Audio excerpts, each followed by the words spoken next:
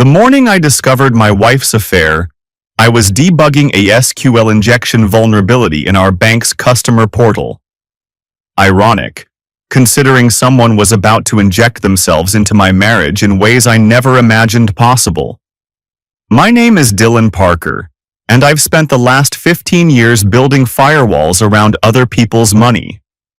Senior software engineer at FinTech Solutions, specializing in cybersecurity for financial systems. I can spot a phishing attack from 3 time zones away, but somehow missed the signs that my own home network had been compromised by something far more dangerous than malware. The red flag started 6 months ago, subtle at first. Christina, my wife of 14 years, began treating her phone like classified intel.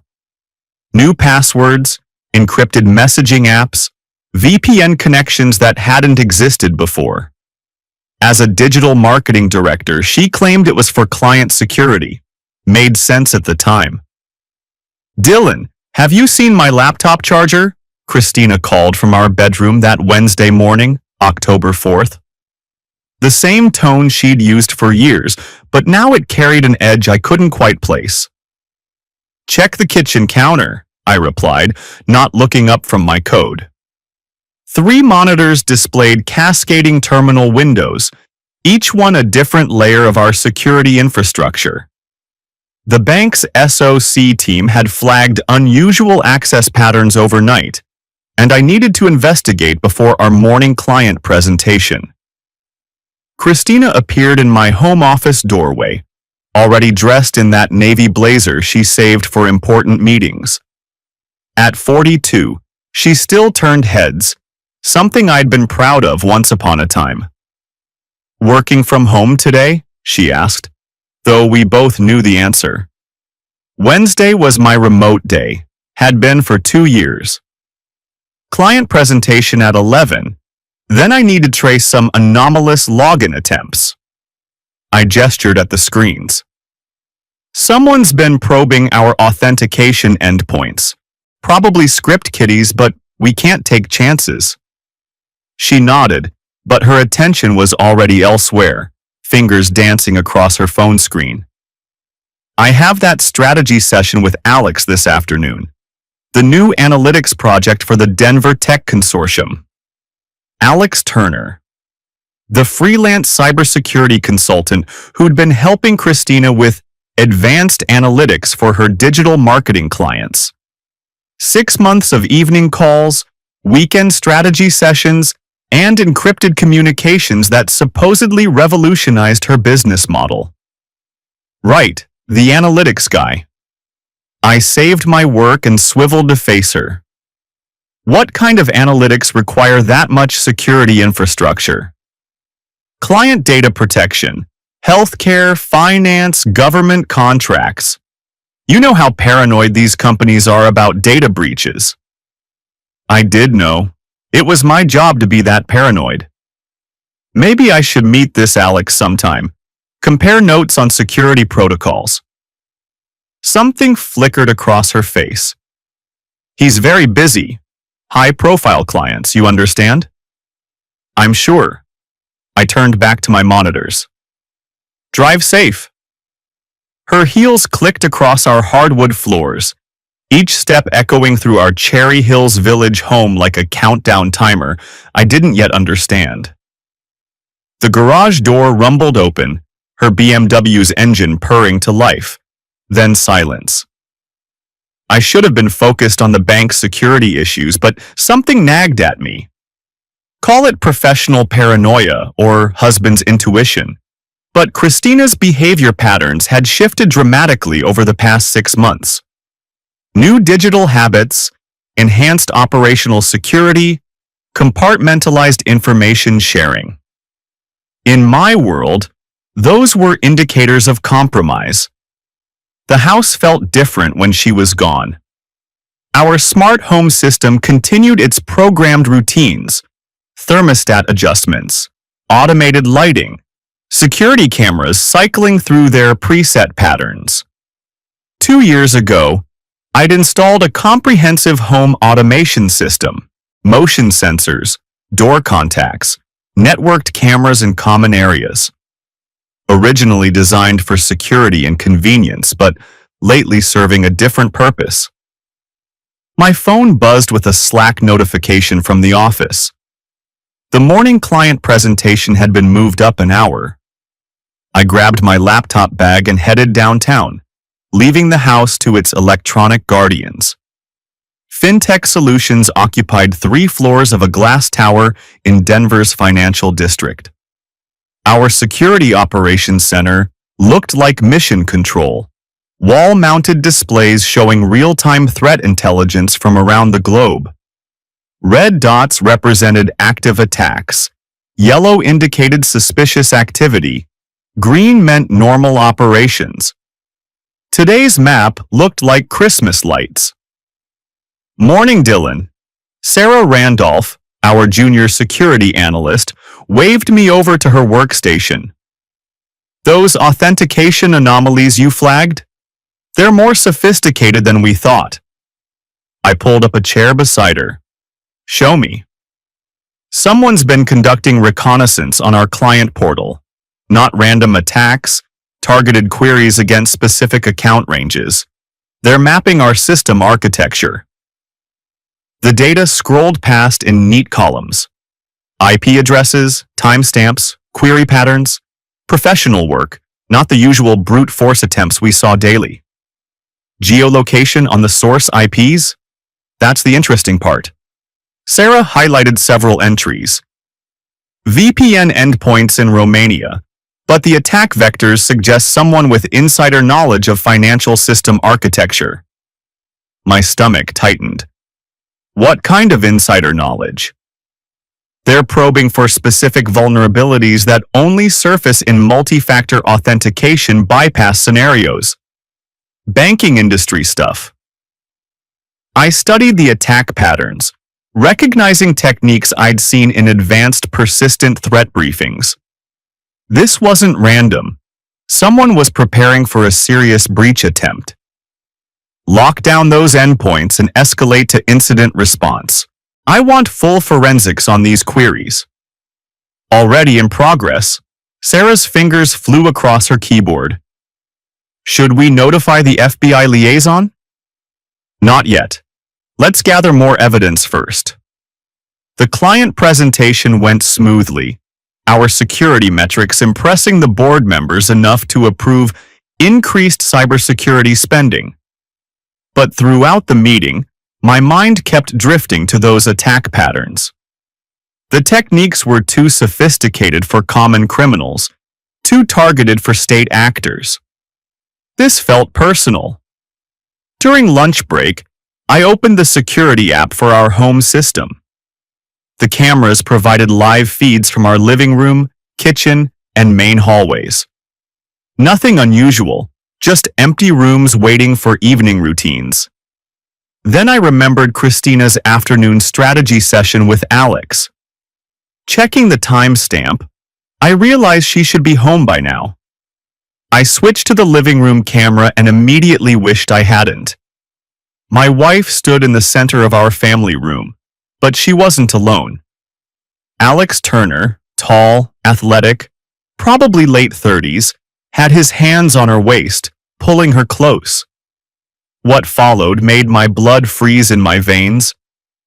They moved together with the familiarity of longtime lovers, not business partners. Her blazer dropped to the floor, his hands tangling in her hair. On the couch where we'd watched movies with our daughter Chloe. Where we'd celebrated Christmas mornings and birthday parties. I sat in my office cubicle, watching my marriage disintegrate in real time through a camera system I'd installed to protect my family. The timestamp showed 2:47 p.m. Chloe wouldn't be home from school until 4:30. They had over an hour. My hands shook as I activated the recording function. Professional training kicked in. Document everything, preserve evidence, maintain chain of custody. The same protocols I used for cybercrime investigations now applied to my personal life. They moved to the sofa, and I forced myself to keep watching, not from some voyeuristic impulse, but because I needed proof. In divorce proceedings, digital evidence could make the difference between equitable distribution and losing everything. But as I watched, something else caught my attention. Alex's behavior seemed oddly aware, his movements calculated. Twice he glanced toward the camera location with what looked like deliberate acknowledgement. Then it happened. Alex looked directly into the camera lens and smiled. Not the unconscious expression of someone lost in passion, but a cold, calculated grin.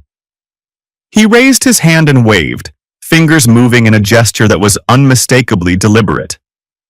He knew about the cameras. He knew I was watching. My phone buzzed with an encrypted message from an unknown number. "Enjoying the show, Dylan? We need to talk." The blood drained from my face. This wasn't just an affair, it was a trap. I closed the security app and called in sick for the afternoon, claiming food poisoning. On the drive home, my mind raced through possibilities. Alex wasn't just Christina's lover. He was a professional running some kind of operation. But what did he want? What was the end game? Our neighborhood looked normal when I pulled into the driveway. No suspicious vehicles, no signs of surveillance. But after 15 years in cybersecurity, I knew threats rarely announce themselves so obviously. The garage door closed behind my car with its usual mechanical precision. I sat in the darkness for several minutes, trying to process what I'd witnessed. Then my phone buzzed again. "Check your email. We have business to discuss." My laptop connected to our home Wi-Fi automatically, but something felt wrong. The network traffic seemed sluggish, packets dropping in patterns that suggested interference. I ran a quick network scan and discovered several new devices connected to our router. Devices I hadn't authorized. My email contained a single message with an encrypted attachment. The sender was a Proton Mail account, the subject line simply, "Proposal." The attachment was a PDF, password protected. The password was Chloe's birthday. He knew my daughter's birthday. The document opened to reveal screenshots, not just from today's living room encounter, but from previous sessions I hadn't witnessed. Weeks of evidence that Alex and Christina had been using our home for their affair. But that wasn't the disturbing part.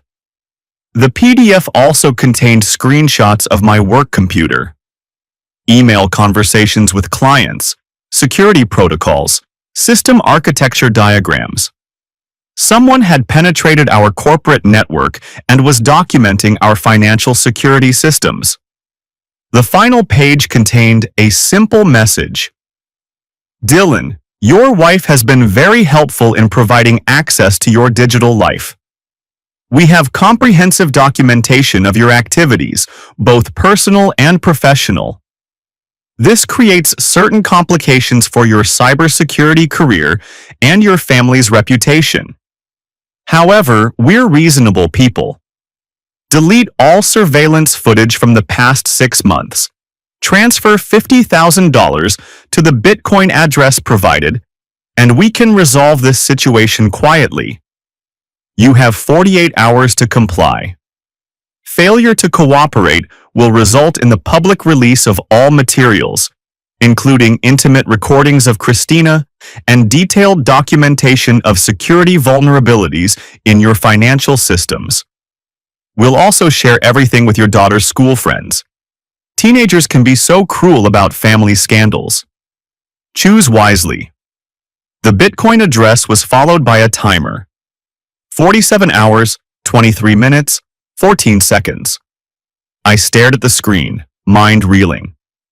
This wasn't random cybercrime. This was a sophisticated social engineering attack using my wife as the primary vector. Alex hadn't just seduced Christina. He'd weaponized her access to my life. The front door chimed as the security system announced someone's arrival.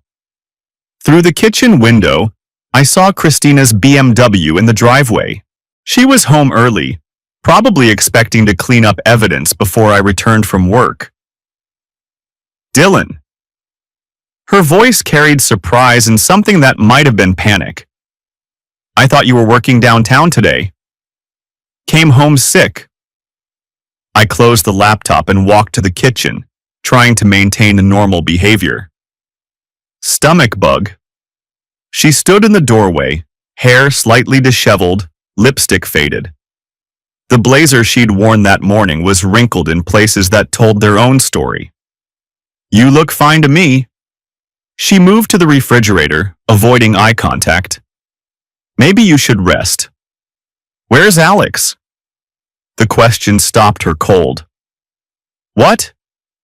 Your business partner, Alex Turner, the analytics consultant you've been working with for 6 months. He had to leave for another client meeting. Her voice carried forced casualness. Why? Just curious about this analytics project that requires so much security infrastructure. She turned to face me, and for a moment, I saw something in her expression. Not guilt or shame, but fear. Dylan, what's going on? You tell me. I pulled out my phone and showed her the encrypted message. Someone's been using our home security system to document your afternoon activities. The color drained from her face. Someone's been watching?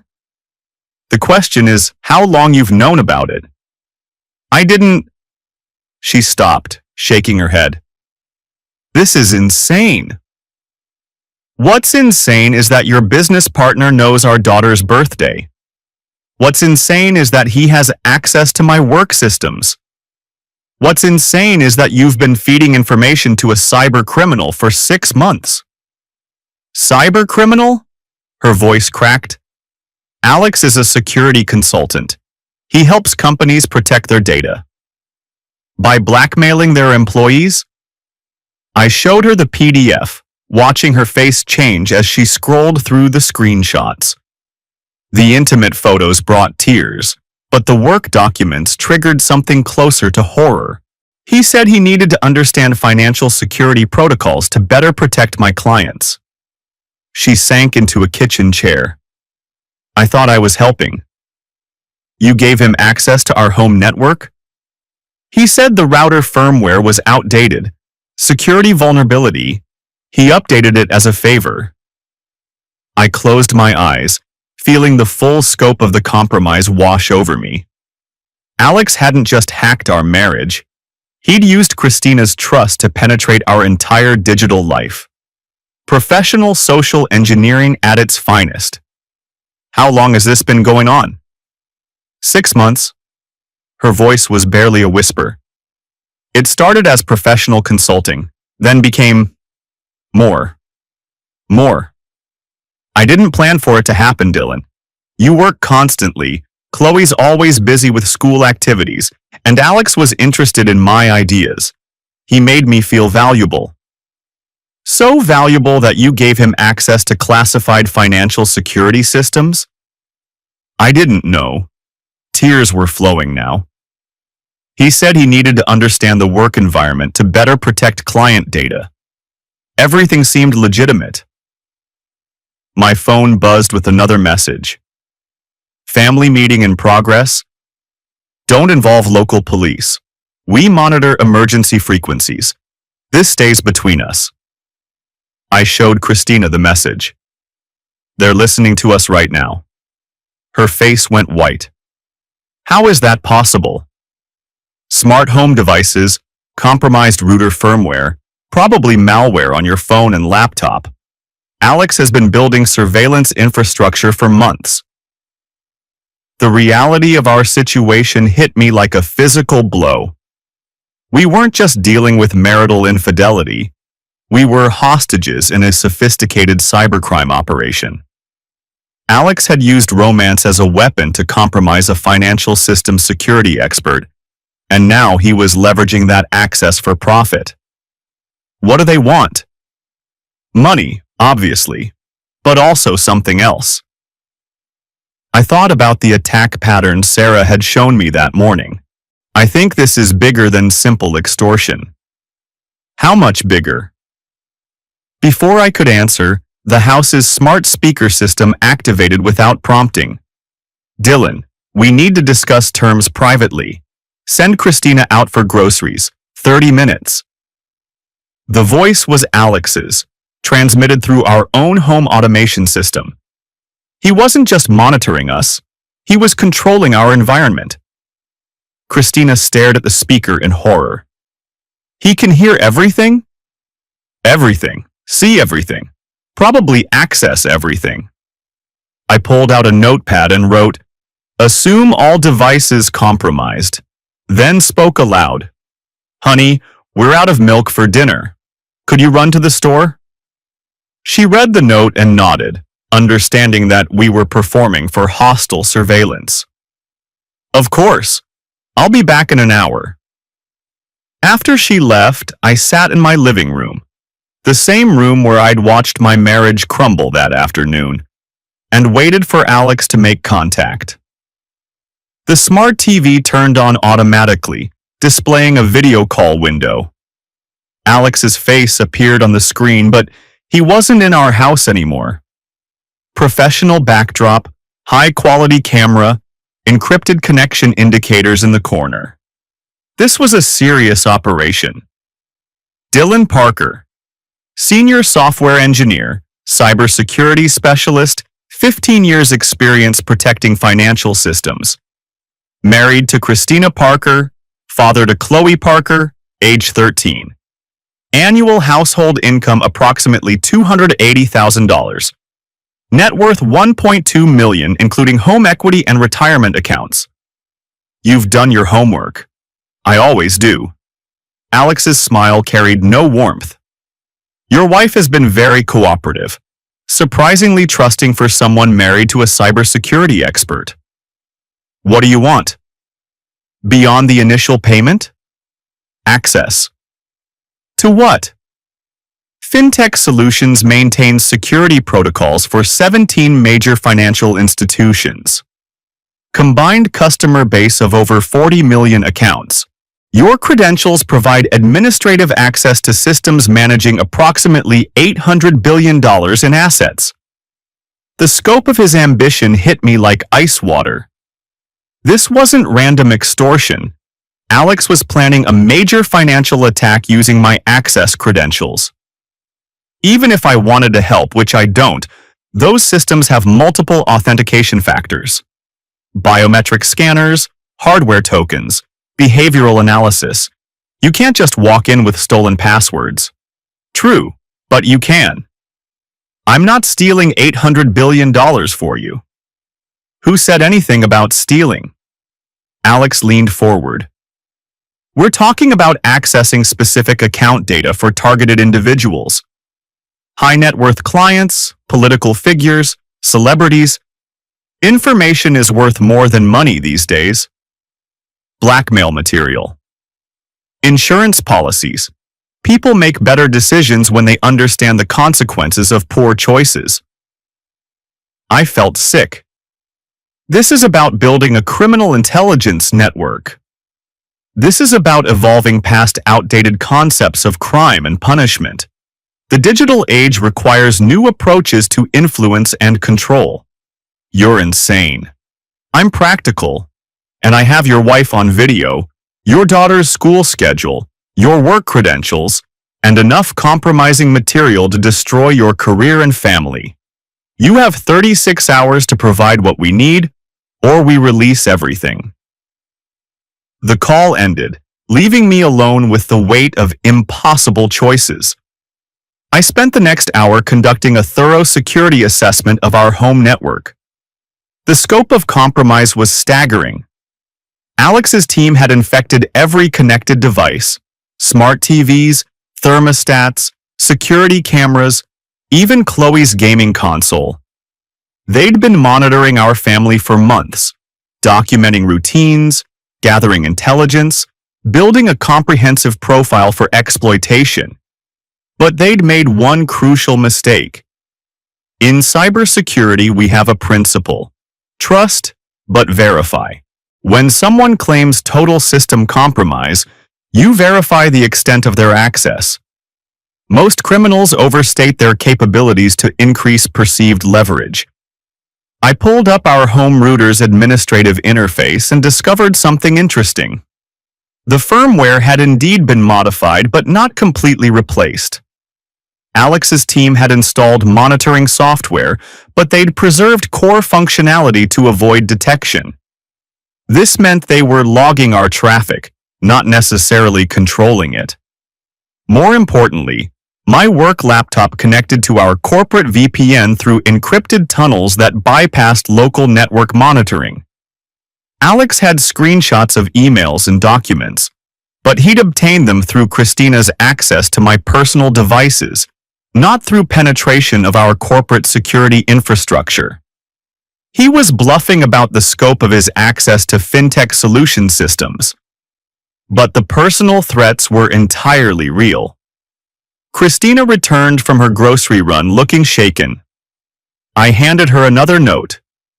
They're watching and listening. Play normal until Chloe gets home. She nodded and began preparing dinner with forced normalcy, humming quietly while chopping vegetables. The domestic routine felt surreal given the circumstances, but maintaining appearances was crucial until we could figure out our next move. Chloe arrived home at 4:45, backpack slung over her shoulder, complaining about chemistry homework. At 13, she was already showing aptitude for technical subjects, something that had made me proud until this moment. Now it felt like a vulnerability. Dad, can you help me with programming logic tonight? She dropped her bag by the kitchen counter. The teacher wants us to design a simple encryption algorithm. Of course, sweetheart. I forced a smile while my mind raced. If Alex's team was monitoring everything, they'd hear any conversation about encryption or security. After dinner, the evening passed in careful normalcy: family dinner, homework assistance, television time. But underneath the routine, Christina and I communicated through glances and gestures, both understanding that our home had become a stage where we performed for hostile surveillance. At 9:30, I tucked Chloe into bed and kissed her forehead, wondering if our family would survive the next 36 hours intact. Christina was waiting in our bedroom, sitting on the edge of our bed with tears in her eyes. "What are we going to do?" she whispered. I wrote on a piece of paper, "Working on it. Tomorrow I contact authorities." She shook her head and wrote back, "He said no police." "What about Chloe?" I took the pen. "Federal agents, different rules. I have contacts." Her response, "What if they release everything anyway?" I didn't have an answer for that. That night, I lay awake staring at the ceiling, listening to Christina's restless breathing beside me. Our marriage had fractured, possibly beyond repair, but that had become secondary to protecting our daughter and preventing a major cybercrime. At 3:17 a.m., my work phone buzzed with an emergency alert. Someone had attempted to access FinTech Solutions Network using my credentials from an IP address in Romania. Our security systems had blocked the intrusion attempt, but the implications were clear. Alex wasn't waiting for my cooperation. He was already trying to breach our corporate systems. I slipped out of bed and padded to my home office, where I composed an encrypted email to Agent Jennifer Walsh at the FBI's Denver field office. Jen and I had worked together on several cybercrime cases involving financial institutions. She understood both the technical aspects of digital forensics and the legal framework for prosecuting international cyber criminals. The email was brief. "Jen, I need to meet urgently regarding an active cybercrime targeting financial systems. Can't discuss over standard channels. Personal and professional security compromised. Available anytime today. Dylan. I sent the message through the corporate VPN, bypassing our home network entirely. Then I returned to bed and waited for dawn. Christina was already awake when my alarm sounded at 6:30. Did you sleep at all? She asked quietly. Some. You? No. She turned to face me. Dylan, I'm sorry. For everything. I never meant for this to happen. I know. Do you think we can get through this? I considered the question carefully. I think we can protect Chloe and stop Alex. Beyond that, I don't know. She nodded, accepting the honesty. What do you need me to do? Act normal. Take Chloe to school. Go to work. Let them think we're complying while I work on solutions. And if they realize you're not playing along, then we find out how serious their threats really are.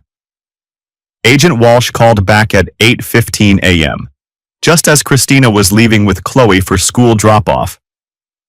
Dylan, your message has me concerned. Can you meet this morning? Federal Building lobby in 30 minutes. I'll be there.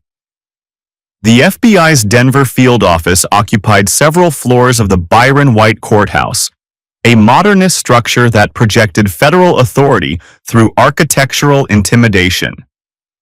Agent Walsh met me in the lobby, her expression immediately shifting to professional concern when she saw my face. You look like hell, Dylan. Feel worse. We need somewhere secure to talk. She led me to a SCIF, a sensitive compartmented information facility designed to prevent electronic surveillance. Once the door sealed, I felt like I could breathe freely for the first time in 18 hours. Talk to me. I laid out the situation methodically. Christina's affair, Alex's identity as a cybercriminal, the comprehensive compromise of our home network, the blackmail demands, and the attempted breach of fintech solution systems. Jen listened without interruption, taking notes on a secure tablet. When I finished, she asked the question I'd been dreading. How much of your wife's involvement was voluntary? The affair was voluntary. The intelligence gathering was manipulation. You're certain? She's not a cyber criminal, Jen.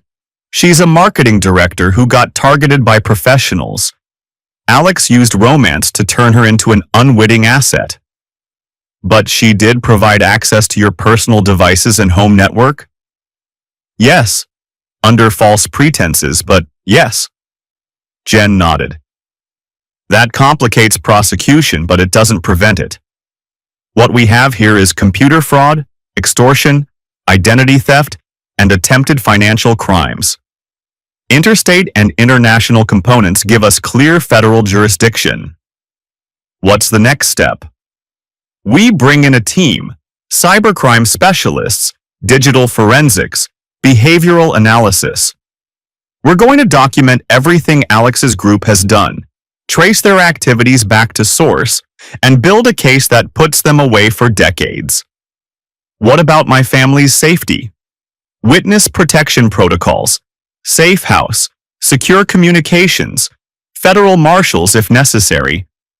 We've handled cases like this before. Relief flooded through me. For the first time since discovering the affair, I felt like someone else was sharing the burden of protecting my family. How long will this take?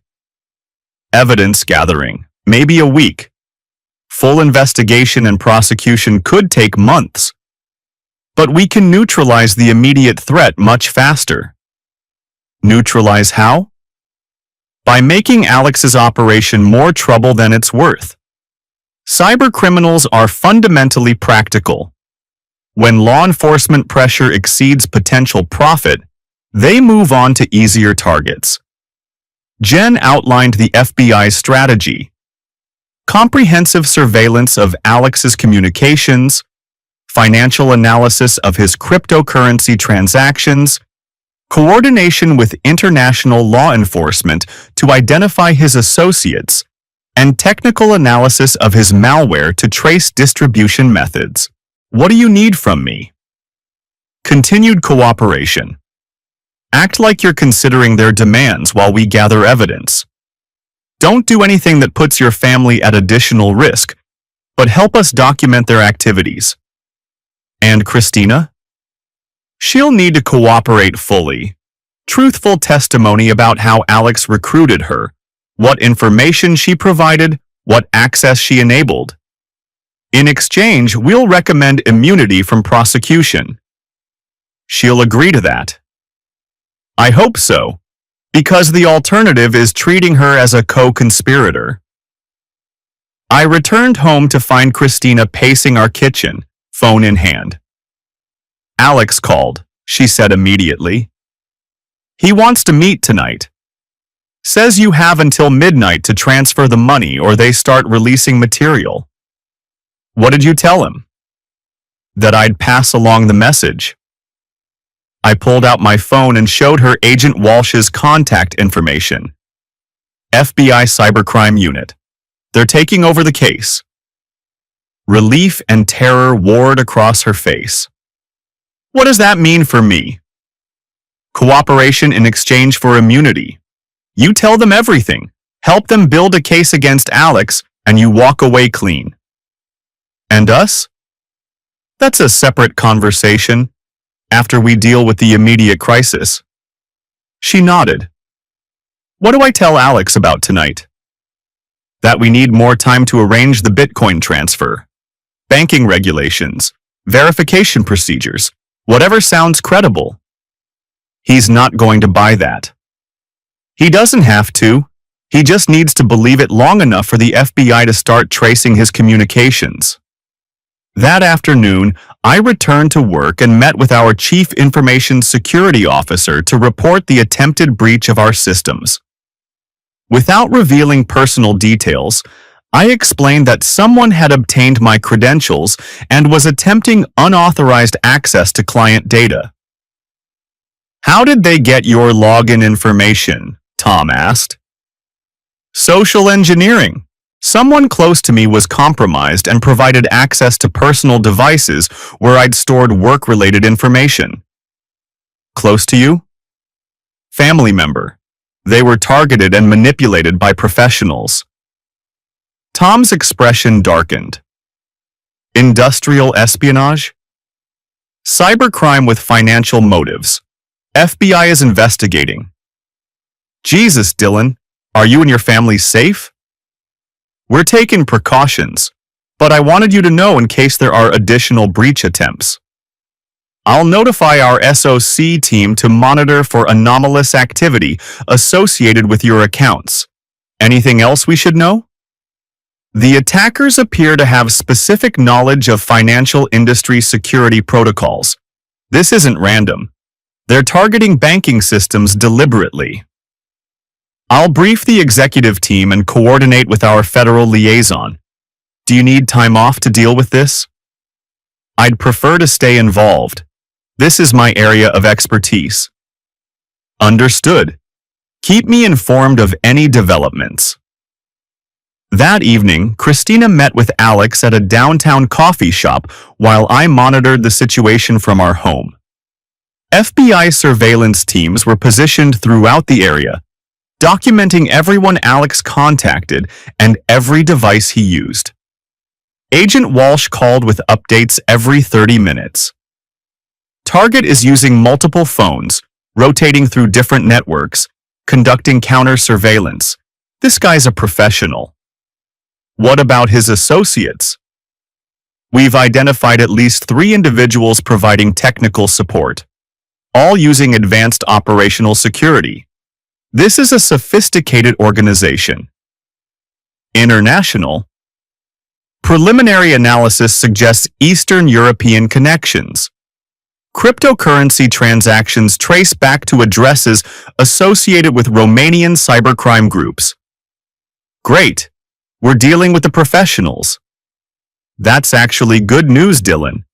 International criminals make mistakes when operating on U.S. soil. Different legal systems, unfamiliar territory, Communication challenges? We've broken bigger networks than this. At 9:30 p.m., Christina returned home looking shaken. He wants the money transferred tonight, she announced loud enough for the surveillance devices to hear. Says he's tired of delays. I played my role. The bank needs additional verification for transactions that large. Something about anti-money laundering regulations. He doesn't care about banking regulations. Then he'll have to wait until tomorrow. My phone buzzed with a text from Alex. No more delays. Transfer the money by midnight or we release everything. I showed the message to Christina, then sent back, working on it. Need until tomorrow evening. Banking compliance issues. His response was immediate. You have 6 hours. After that, your daughter's school friends get a very educational slideshow about her parents. The threat against Chloe changed everything. I called Agent Walsh immediately. They're threatening my daughter directly. We need to move tonight. Understood. We're activating protective protocols now. Marshals will be at your house in 20 minutes. Pack essential items only. What about Alex? We're moving to arrest him and his associates simultaneously. This ends tonight. The next few hours passed in controlled chaos. Federal marshals arrived in unmarked vehicles, quickly sweeping our house for additional surveillance devices while Christina and I packed emergency bags. Chloe was confused but cooperative, treating the situation like an unexpected adventure. Dad, are we going on a surprise trip? She asked while stuffing her laptop and textbooks into a backpack. Something like that, sweetheart. We'll explain everything once we get where we're going. Agent Walsh coordinated the operation from a mobile command center parked in our neighbor's driveway. Multiple FBI teams moved simultaneously across Denver, targeting Alex's known locations and associates. At 11:47 p.m., they arrested Alex Turner at his downtown apartment, seizing multiple computers, phones, and cryptocurrency hardware wallets. 2 associates were arrested at a shared workspace in the tech district. A third suspect escaped but was identified and placed on federal wanted lists. Target is in custody, Agent Walsh reported. Preliminary search of his equipment reveals extensive criminal activity, financial fraud, identity theft, international cybercrime conspiracy. This guy's looking at serious federal time. What about the threats against my family? Neutralized. His operation was entirely dependent on him personally. With Alex in custody, the blackmail scheme collapses. And the material he gathered? We're working on that. Digital forensics will attempt to locate and secure all compromising files. But Dylan, you need to understand that some of this material may have been shared with other parties. We can't guarantee complete containment. I felt the weight of that reality settle over me. Even with Alex in custody, the damage to our privacy and dignity might be permanent. The FBI safe house was a nondescript apartment in Lakewood, furnished with government-issued furniture and equipped with secure communications equipment. We spent 3 days there while federal agents processed evidence and built their case against Alex's network. During those 3 days, Christina and I had difficult conversations about our marriage, our future, and our responsibilities to Chloe. The affair was just one component of a larger betrayal. She'd compromised our family's security through poor judgment and misplaced trust. I want to fix this, she said on our second night in the safe house. Fix us. I don't know if that's possible. I stared out the window at the anonymous suburban street. It's not just about the affair, Christina. It's about the judgment. You gave a stranger access to our home network, our personal devices, our family's private information. I was manipulated. You were. But you also made choices, multiple choices, over months, that put our family at risk. So that's it? 14 years of marriage over? I don't know yet. I need time to process everything. Agent Walsh visited on the third day with updates on the investigation. Alex Turner's real name is Alexandru Popescu, Romanian national with previous cybercrime convictions in Europe. He's been operating in the U.S. for approximately 2 years, targeting high-value individuals in the technology and financial sectors. How many other families has he victimized? We've identified at least 12 similar cases. Software engineers, financial analysts, cybersecurity professionals, all targeted through romantic manipulation of family members. Jesus. The good news is that his operation was very compartmentalized. Each victim was isolated, no cross-contamination of data. The material he gathered on your family was stored separately from other victims. And the bad news? He's not talking. Professional criminals rarely cooperate with federal investigations. We'll build our case through digital evidence and victim testimony. What do you need from us? Continued cooperation. Christina's testimony about how she was recruited and manipulated. Your technical analysis of the security compromises. Documentation of all financial and personal damages. Over the following weeks, our lives slowly returned to something resembling normal. We moved back into our house after FBI technicians removed all of Alex's surveillance equipment and restored our network security. Chloe returned to school with additional security protocols in place. Christina resumed her marketing work, though she'd lost several clients who were uncomfortable with the security breach. I threw myself into work, using my experience as a victim to improve FinTech Solutions' employee security awareness programs. The irony wasn't lost on me. Being targeted by cyber criminals had made me a better cybersecurity professional. But the damage to our marriage proved irreparable.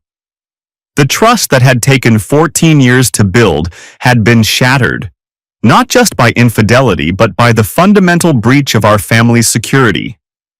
Every conversation carried the weight of surveillance.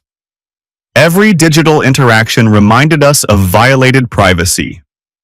Every evening at home echoed with the knowledge that strangers had watched our most intimate moments.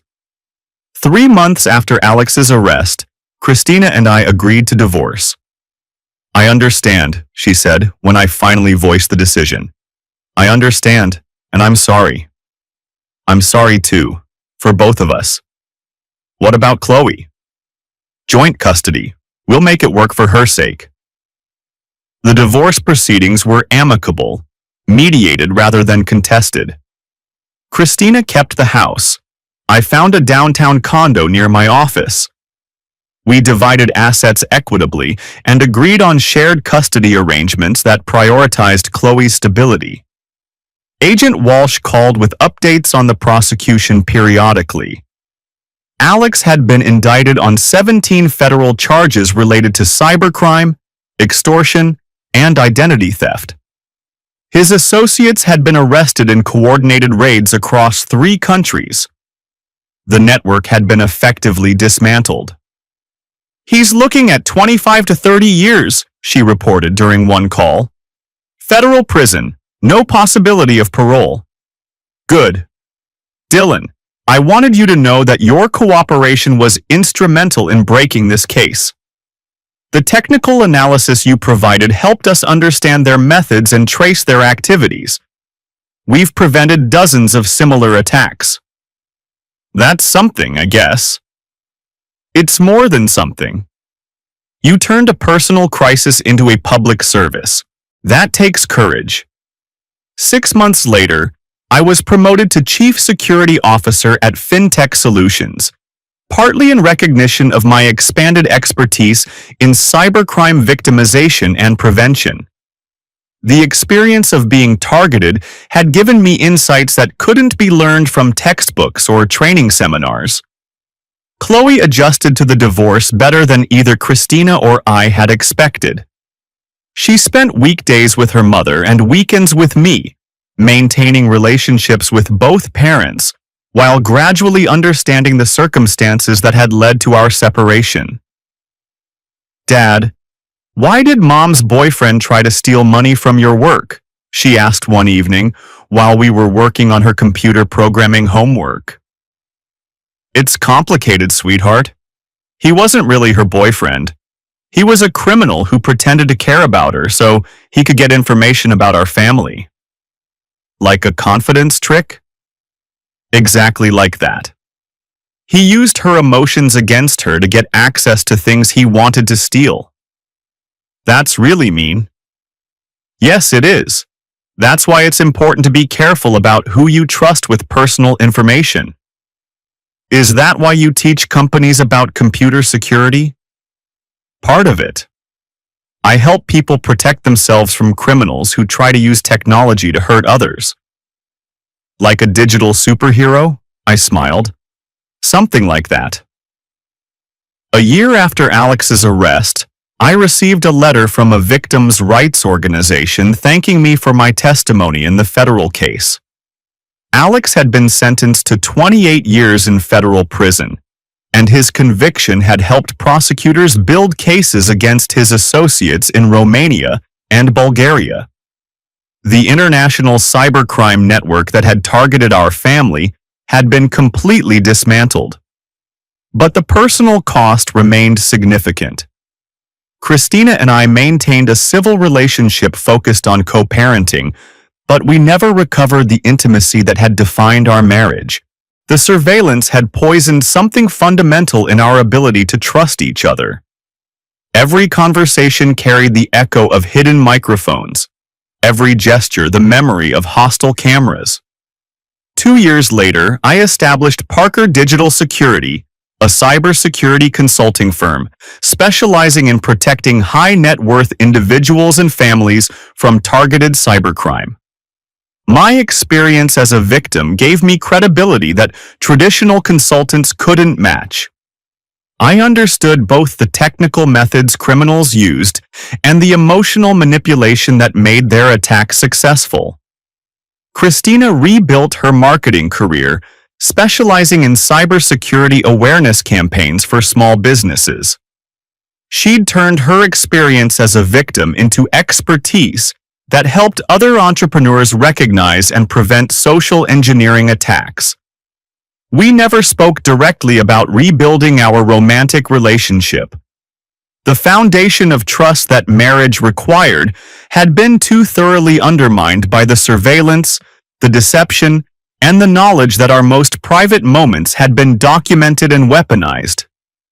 But we built something else, a functional co-parenting partnership focused entirely on Chloe's well-being and security. 3 years after the arrests, Chloe was accepted into MIT's cybersecurity program with a full scholarship. Her essay about growing up in a family targeted by international cyber criminals had impressed the admissions committee. "I want to study digital forensics," she told me during her graduation dinner. "Help families like ours when criminals target them." "You sure about that career path? It can be stressful work." "Dad, I've seen what happens when people don't protect themselves properly. And I've seen how you turn something terrible into something that helps other people. I want to do that too." 5 years after Alex's arrest, I received a notification that he'd died in federal prison. Natural causes. Heart attack at age 43. The man who'd destroyed my marriage and terrorized my family was gone. But the changes he'd forced in our lives remained permanent. By then, Parker Digital Security had grown into a nationally recognized firm protecting Fortune 500 executives, government officials, and high-profile families from targeted cybercrime. I'd written 2 books about personal cybersecurity and testified before Congress, about protecting American families from international cyber criminals.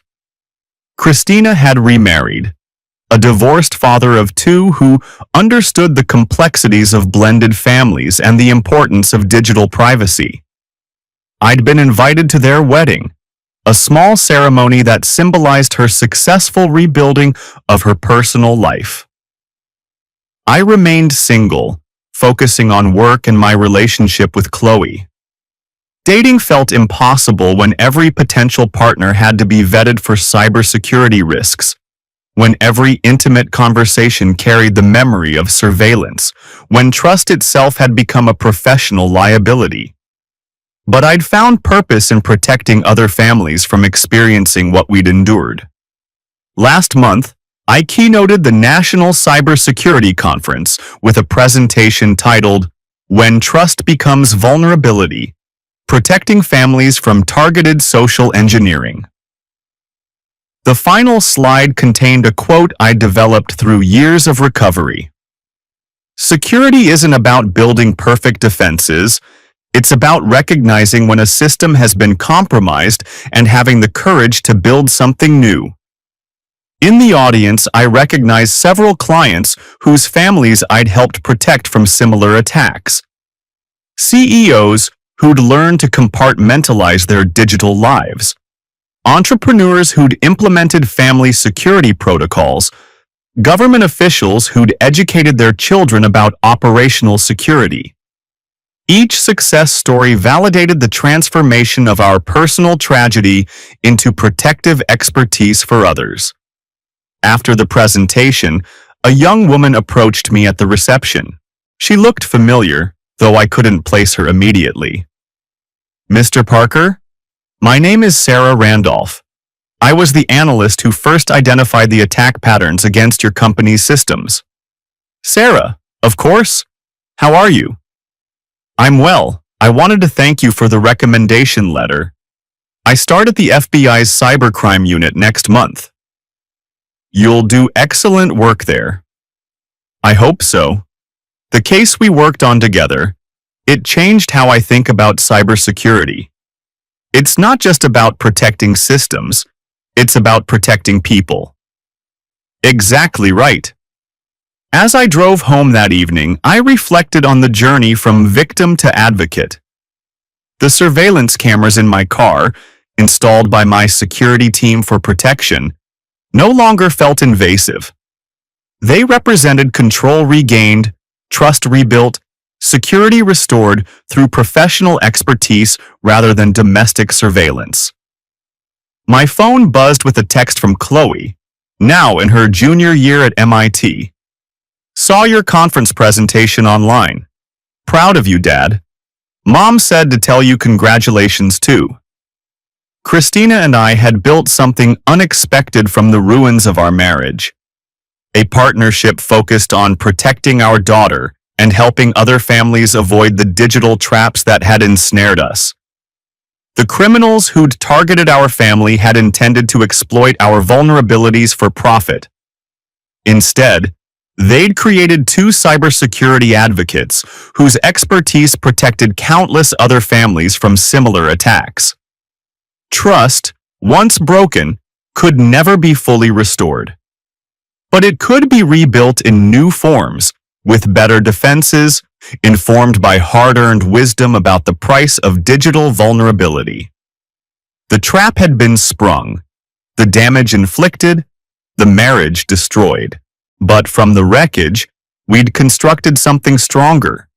Expertise that served justice, protection that prevented other families from experiencing our pain, and the knowledge that even the most sophisticated attacks could be defeated by patience, professionalism, and federal prosecution. Alex had won the battle for our marriage but lost the war for our family's future.